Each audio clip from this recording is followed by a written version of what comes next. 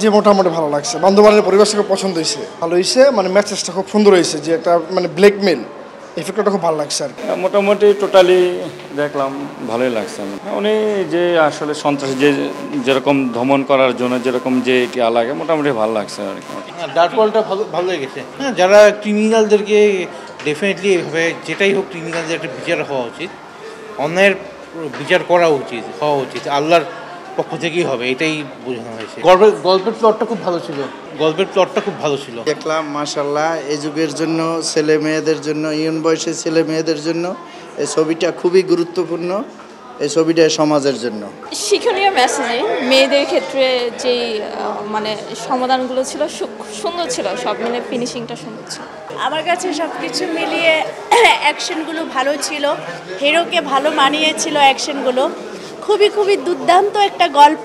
আমি মনে করি এরকম গল্প আমরা আরও সামনে পেতে চাই। আর আমাদের দর্শক বুঝতে হবে যে আমরা গল্পকে ভালোবাসতে হবে, আমরা শুধু হিরোর চেহারা বা হিরোর দিকে না। গল্পটা খুবই ভালো লাগছে, শিক্ষণীয় মেসেজ ছিল আমাদের নারীদের ক্ষেত্রে বেশি। আর হিরোর তো অ্যাকশনগুলো আমার খুবই ভালো লাগছে, যে তার সাথে এত পারফেক্টলি অ্যাকশন সে ফাইট করতে পারছে, খুবই ভালো লাগছে। নতুন হিসাবে আমি খুব প্রাউড করছি যে মুভিটা আমি দেখতে পেরেছি সিনেট কমপ্লেক্সে, ভালো লাগছে। Thank you. ওর কাতারে কোনো টাকা পয়সার প্রবলেম নাই, ও আলহামদুলিল্লাহ যা ইনকাম করে, ও যদি বসে বসে খায় ওর কোনো প্রবলেম নাই, কিন্তু ও অ্যাকচুয়ালি ছবিটা করছে শখে। আর ওর এখানে কিছু লোকের কর্মসংস্থানের জন্য ছবিটা করা। ওরা আমি যখন প্রশ্ন করছি তোমার তো কোনো প্রবলেম নাই, তুমি কেন ছবি করতেছো, ও বলছে যে আমার জন্য কিছু লোকের কর্মসংস্থান তৈরি করা। এইটা ওর কোনো প্রফেশনাল না, জাস্ট শখ। জি, খুব সুন্দর হয়েছে, ভালো লাগছে। ভালো লেগেছে, একদম পুরো মন ভরে গেছে।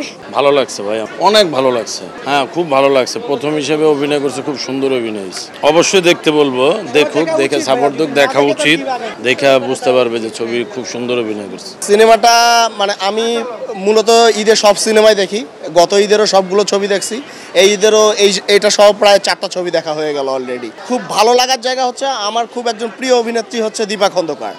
তিনি অনেক দিন একটু মনে হয় বিরতিতে ছিলেন, তো এত দুর্দান্ত অভিনয় করেছে এই ছবিতে, আসলে মনোমুগ্ধকর অভিনয় করেছে। আর পাশাপাশি হচ্ছে যতটা না আশা করছিলাম, হলে এসে মনে হয় না যে এটা তার প্রথম ছবি। মানে দুর্বলতার যে জায়গাগুলো থাকে, যে একটা হিরো হিসাবে আমি মনে করলাম প্রথম ছবিতে তার দুর্বলতা হয়তো কিছু লক্ষ্য করব। মানে আমার একেবারে মনে হয়েছে যে প্রফেশনালি এই ছবিতে উনি প্রফেশনালি মানে একবারে একজন পরিপক্ক অভিনেতার মতো অভিনয় করেছেন। আর পাশাপাশি মেকিং, গল্পটা দুর্দান্ত ছিল, মানে টুইস্ট ছিল গল্পের ভিতরে। আর বলতে গেলে ভাল লাগছে, খুব পরিবারকে নিয়ে দেখার মতো ছবি। আর বিশেষ করে আমি মনে করি যে এই সময়ে যারা ইয়াং জেনারেশন আছে, যারা সাইবার বুলিংয়ের শিকার হয় বিভিন্নভাবে, মানে একটা মানে সাবজেক্টটা একটা খুব সুন্দর একটা সাবজেক্ট নিয়ে কাজ করা হয়েছে। মুন্না খানকে স্যালুট জানাই যে প্রথম ছবিতে এত সুন্দর পারফর্ম করার জন্য।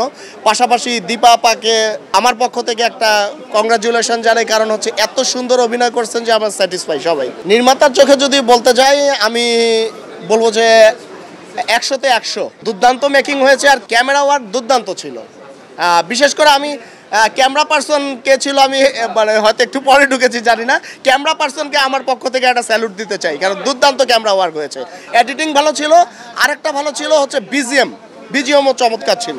মানে পড়তে গেলে একটা মানে সম্পূর্ণ কমার্শিয়াল মুভির যা যা প্রয়োজন ডার্ক ওয়ার্ল্ডে আছে। রাত্রে 2:30 বাজে আমার ফোন দেওয়া পাসপোর্ট চাইতেছে, যাক পাসপোর্ট দিলাম। আপনি 15 দিনের ভিতরে কাতার আসবেন, আপনার যা কাম কাজ আছে আপনি ফিরুন। যা কাল্লাই দিলে কাতার গেলাম। ওর ব্যবসায়িক খাতিরে যতটুক 1 মাস ছিলাম, যতটুক সম্ভব ওকে আমি প্র্যাকটিস করাইছি, যে আরও কিছুদিন সময় পেলে আর একটু তৈরি করার সুযোগটা পাইতাম, কিন্তু ওর ব্যবসার খাতিরে ওই সুযোগটা পাই না। কিন্তু যতটুক পাইছি আলহামদুলিল্লাহ। বরঞ্চ এবং আপনারা ছবি দেখছেন, আমাদের যে আমি কেউ নাম বলবো না, ওদের থেকে কোনো দিকে যে অ্যাকশন করাইছি বা ওদের শর্ট দিছে, ওদের থেকে কোনো দিকে কোনো শর্টটা কমতি আছে কিনা, যতটুক শিখাইছি এ থেকে পারফেক্টলি আরও কিছু ঘাটতি আছে। তা আরও কিছু সময় দিলে আমার পুরোপূর্ণ 100তে আমি 100 পাইতাম। এটা ওকে আমি বলছি যে তুমি কিন্তু 100তে 100 মার্কে দিতে পারো নাই, তুমি আমরা 70-75% দিতে পারছো, তোমার আরও চেষ্টা করে 100-এ 100 হতে হবে।